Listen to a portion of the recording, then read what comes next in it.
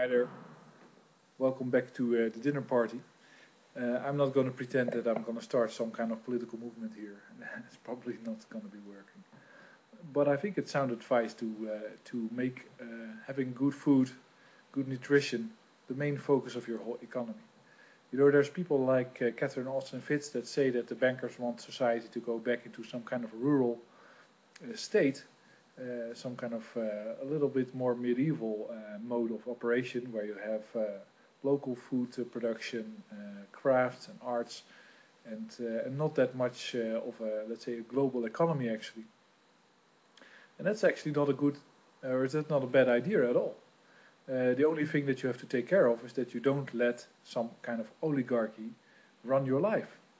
So where some people say, I think William Black is the one that said that in 2008 a new oligarchy was created in one blow by making so many people multi-billionaires and very rich, and these people have all bought gold in the meantime, so they're set for life for a few generations in the future.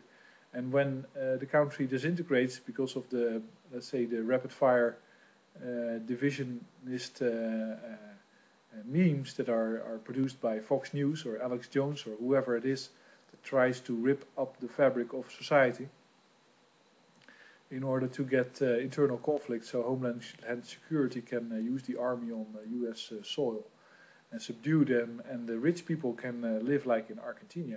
That's one of the scenarios, that the US is basically going to behave like Argentina through when it had this huge depression. You could say that the World Bank has done several test cases, which one is Argentina and the other is Zimbabwe, in order to see how the population can be managed during such a currency crisis. And the key to the whole thing is, of course, to reject your currency. If the world starts to reject the dollar, that's a problem for international trade and for the banking system.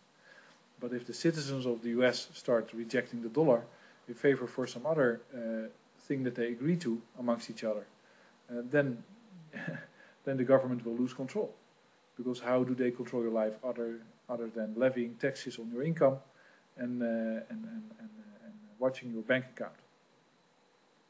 So I guess the dinner party that I talked about yesterday has a very sane, a very sanguine goal in making sure that there's enough food on the table of everybody. And if you get that done, you have got a number of other things done. The only risk with this type of movement is that Monsanto and the industry moves in and says, yes, we can make sure that everybody has food on the table. We just cut down the rainforest in the Amazon and grow soybeans there for intensive cow farming in your backyard, and you have a huge industry. So keep it local. That's the best thing. And in order to get it going, you should start looking. You should start asking yourself. That's my advice.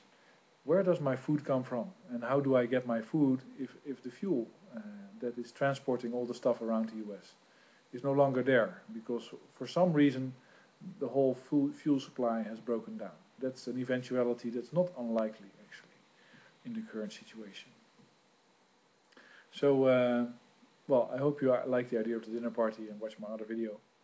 And I think I'm going to continue this and perhaps do videos when I have dinner. Because a good nutritious dinner is much more valuable to everybody than any high-tech solution or international trade. Who gives a damn about the breakdown of international trade, if you can grow everything local?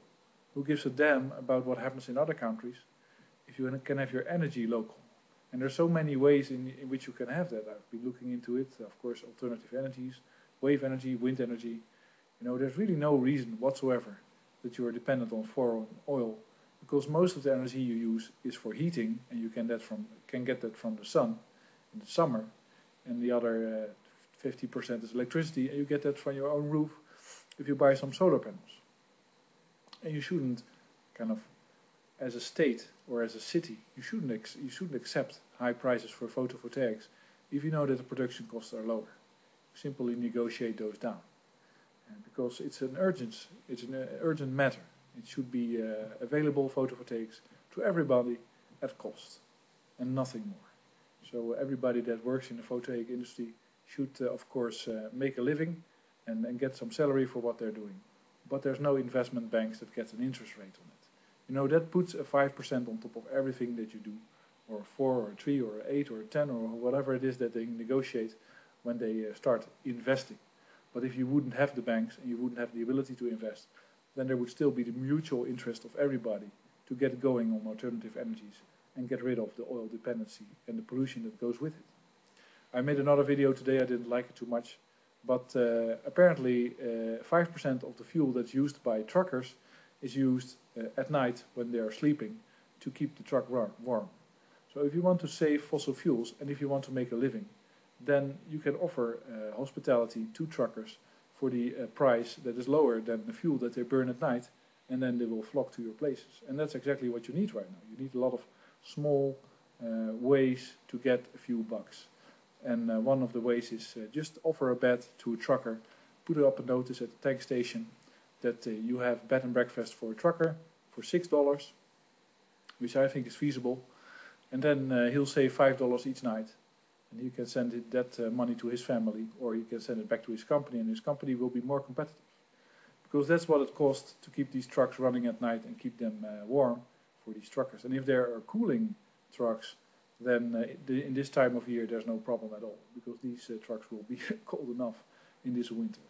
But that's a small way in which you can make a little bit of money and also save the environment.